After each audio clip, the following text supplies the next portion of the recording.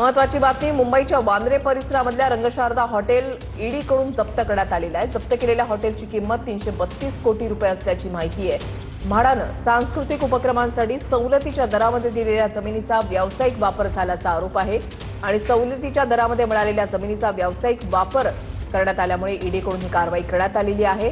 नाट्यगृह, कलाकार निवास हस्तांतरित न करता हॉटेल आणि रेस्टॉरंट आणि बार व्यवसाय या ठिकाणी चालवल्याचा दावा करण्यात आला आहे।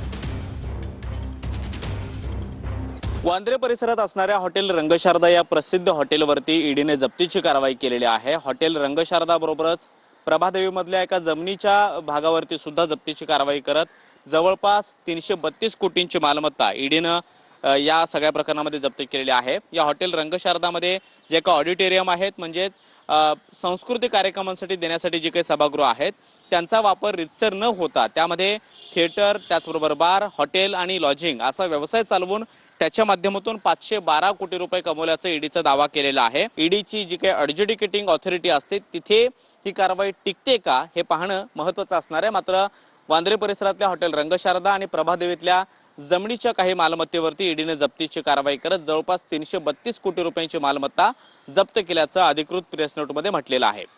कॅमेरामन आदिल सोबत मी कृष्णा सोनारवाडकर, TV9 मराठी, मुंबई।